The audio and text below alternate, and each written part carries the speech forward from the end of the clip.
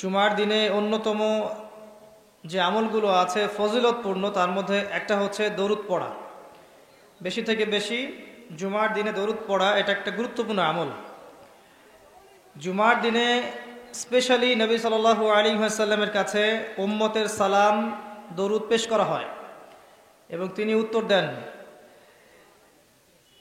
যে ব্যক্তি নবী সাল্লাল্লাহু আলাইহি ওয়াসাল্লামের উপরে একবার দরুদ শরীফ পড়বে, আল্লাহ রাব্বুল আলামিন তার উপরে 10 বার রহমত বর্ষণ করবেন ইনশাআল্লাহ। তার আমল নামা থেকে আল্লাহ পাক 10টা পাপকে মিটিয়ে ফেলবেন, 10টা নেকি লেখা হবে এবং তার মর্যাদা আল্লাহ পাক 10 গুণ বাড়িয়ে দিবেন। বলেন সুবহানাল্লাহ। একটা হাদিসে এসেছে সবচেয়ে কৃপণ সেই ব্যক্তি যার সামনে নবী সাল্লাল্লাহু আলাইহি ওয়াসাল্লামের নাম উচ্চারিত হয় কিন্তু সে দরুদ পড়ে না, সাল্লাল্লাহু আলাইহি ওয়াসাল্লাম এই কথাটা বলে না।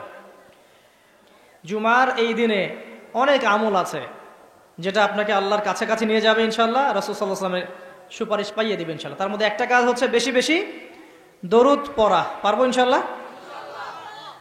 আপনি একটা টার্গেট নেন যে আমি এই জুমার দিনে 100 বার দরুদ পড়বো, পড়া যাবে? কেউ বাধা দিবে? আমি বলছি না 100 বারই পড়তে হবে, এটা আমি বলছি না, কিন্তু আমি সংখ্যা ফিক্স করতে বলছি না। আপনি একটা টার্গেট নিয়েছেন যে আমি 100 বার মিনিমাম পড়বো আজকে, কেউ বাধা দিবে? এটা কি বেদাত হয়ে যাবে? আচ্ছা, জুমার দিন অন্যতম একটা আমল হচ্ছে, অন্যতম আমল সেটা হলো জুমার সলাতের জন্যে, ভালো করে শোনেন, জুমার সলাতের জন্যে আগে আগে মসজিদে যাওয়া। আমরা কি করি, প্রথম রাকাত হয়ে গেছে, দ্বিতীয় রাকাতে শেষ বৈঠক বাকি আছে, দৌড় দিয়ে মসজিদে যান। অনেক মুসল্লি দেখবেন জাস্ট নামাজটা শুরু হওয়ার আগে আগে মসজিদে ঢুকবে। অথচ নবী সাল্লাল্লাহু আলাইহি ওয়াসাল্লাম বলেছেন, জুমার দিনে কেউ যদি সকাল সকাল উত্তম রূপে গোসল করে, উত্তম রূপে গোসল কোনটা এটা জানেন তো? আমরা ফরজ গোসল যেমন করে করি, এটা সর্বোত্তম গোসল। উত্তম রূপে গোসল করেছে, সবচেয়ে সেরা জামাটা পরেছে, সবচেয়ে সেরা উত্তম পোশাকটা। আমরা মসজিদে যাওয়ার সময় সবচেয়ে খারাপ পোশাকটা পরি। আর যদি দেখা যায় কোনো পলিটিক্যাল নেতা দাওয়াত করেছেন, সবচেয়ে সুন্দর কাপড় পরে গেলাম, দাঁড়ান, আপনি আল্লাহর সাথে মসজিদে দেখা করতে যাচ্ছেন, কেন সবচেয়ে নোংরা জামাটা পরে যাবেন? আপনি সবচেয়ে উত্তম পোশাক পরে যাবেন। দলিল দিব, ওই যে হাদিসে জিবরিল, হাদিসে জিবরিল জিবরাইল আলাইহিস সালাম মসজিদ নববীতে আসলেন, এসে নবী সাল্লাল্লাহু আলাইহি ওয়াসাল্লামের হাঁটুর সাথে হাঁটু লাগিয়ে বসলেন। ওই হাদিসের মধ্যেই আছে দেখবেন, রজুলুন শরীদুল বায়াদু সিয়াব, একদম উত্তম ধবধবা কাপড় পরে সে মসজিদে এসেছে, প্রমাণ। তো জুমার দিনে যদি আপনি সবচেয়ে সেরা সুন্দর পোশাকটা পরেন, আগে উত্তম রূপে গোসল করেন, আতর খুশবু ব্যবহার করেন, ব্যবহার করে আপনি খুতবা শুরু হওয়ার আগেই, খুতবা মানে বয়ান, এটা শুরু হওয়ার আগেই আপনি পায়ে হেঁটে মসজিদে আসেন, ইমাম সাহেবের কাছাকাছি বসেন এবং মনোযোগের সাথে তার খুতবা শোনেন, কাউকে কষ্ট না দেন, এমনকি কারো সাথে এতটুকু না বলেন যে চুপ করো। কেউ পাশে কথা বলছে, আপনি এতটুকু বলবেন না, চুপ করো। সাহাবায়ে কেরাম হাতের মধ্যে পাথর রাখতেন ছোট ছোট, যদি দেখতেন কেউ কোনো জরুরতে কথা বলছে, পাথর নিয়ে ঢিল দিতেন, মুখ দিয়ে বলতেন না, চুপ করো। এই কাজ যদি কেউ করে এবং ইমামের সাথে নামাজ শেষ করে, নবী সাল্লাল্লাহু আলাইহি ওয়াসাল্লাম বলছেন প্রত্যেক পদক্ষেপে 1 বছরের রোজা, 1 বছরের নফল নামাজের নেকি পাবেন। এই ফজিলতটা আপনি জুমার দিনে অর্জন করতে পারেন।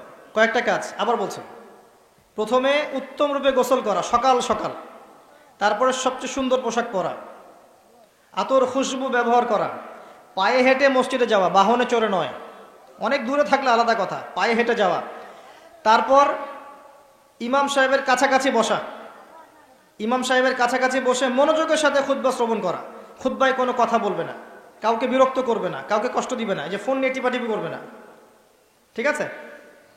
এবার ইমাম সাহেবের সাথে নামাজ শেষ করবে, প্রত্যেক পদক্ষেপের বিনিময়ে 1 বছরের নফল সওম, 1 বছরের নফল নামাজের নেকি হবে ইনশাআল্লাহ। পারা যাবে ইনশাআল্লাহ জুমার দিনে। জুমার দিন আরেকটা আমল আছে, যদি পারেন করবেন, সবার পক্ষে হয়তো সম্ভব হয় না, তবে যে করতে পারবেন তার জন্য বিশাল ফজিলত আছে। সেটা হলো, এটা শুধু জুমার দিনেই নয়, অন্য দিনেও করা যায়, তবে জুমার দিনটা আমরা একটু গুরুত্ব দিই এই কারণে বলছি।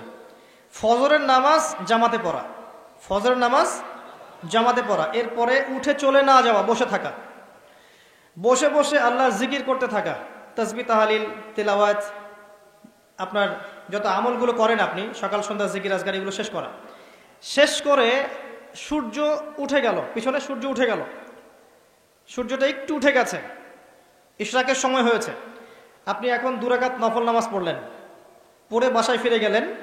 নবী সাল্লাল্লাহু আলাইহি ওয়াসাল্লাম বলছেন একটা কবুল হজ, একটা কবুল ওমরার নেকি হবে ইনশাআল্লাহ। এটা করা যায় জুমার দিনে, কারণ জুমার দিনে আমরা কম বেশি মসজিদে আসি, আল্লাহ পাক আমাদেরকে তৌফিক দান করুন। আর 2-1টা কথা বলছি, বলে আমি অন্য প্রসঙ্গে যাচ্ছি। জুমার দিন আরেকটা গুরুত্বপূর্ণ কাজ হচ্ছে দোয়া করা। কি করা?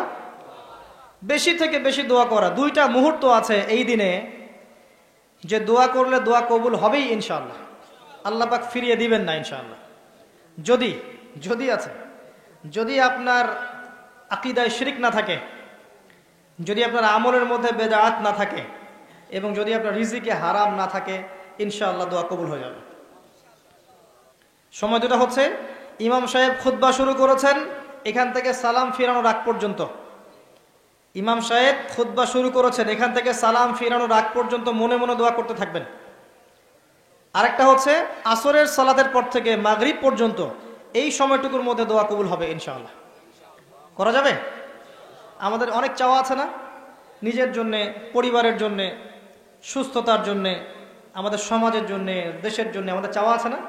উম্মার জন্য আমরা চাই না? এই চাওয়াগুলো পূরণের মোক্ষম সময় খুঁজে খুঁজে দোয়া করতে হয়। দোয়া কবুলের সময়গুলো খুঁজে খুঁজে দোয়া করতে হয়। যে এখন এই মজলিসে দোয়া কবুল হচ্ছে ইনশাআল্লাহ। যখন দিনের জন্য মানুষ বসে, এই জায়গায় মানুষের দোয়া কবুল হয়। যখন বৃষ্টি পড়ে তখন দোয়া করলে দোয়া কবুল হয়। রাতের শেষ অংশে দোয়া করলে দোয়া কবুল হয়। আপনি মুসাফির মানুষ, দোয়া করলে দোয়া কবুল হয়। জুমার দিনে এই ক্ষণগুলোতে দোয়া কবুল হয়। আজান হয়েছে, আজান এবং ইকামত এর মাঝখানে দোয়া কবুল হয়। সেজদা দিয়েছেন নামাজে, এই সেজদায় আপনার দোয়া কবুল হবে। ফরজ নামাজের শেষে সালাম ফিরানোর আগে এবং সালাম ফিরানোর পর দোয়া কবুল হয়। অনেক জায়গা আছে, যুদ্ধের মাঠে, জিহাদের মাঠে দোয়া কবুল হয়। অনেক ক্ষেত্র আছে দোয়া কবুল হওয়ার। আমাদের খুঁজে খুঁজে দোয়া করতে হবে। আমরা কি করি? দোয়া করানোর জন্য মানুষকে হায়ার করে নিয়ে আসি, ডেকে নিয়ে আসি। আপনার বাবা মারা গেছেন, আমি কি আপনার আবেগটা বুঝতে পারবো? আপনার ওই অনুভূতিটাকে আমি ফিল করতে পারবো? আপনার সন্তান অসুস্থ, আমি কি ফিল করতে পারবো আপনার সন্তানের জন্য আপনার মনটা কেমন করছে? তখন আপনি দাঁড়িয়ে যাবেন নামাজে, আপনি দোয়ার জন্য হাত উঠাবেন, ইনশাআল্লাহ চোখের পানি ছেড়ে দেবেন, আল্লাহ পাক দোয়া কবুল করবেন ইনশাআল্লাহ।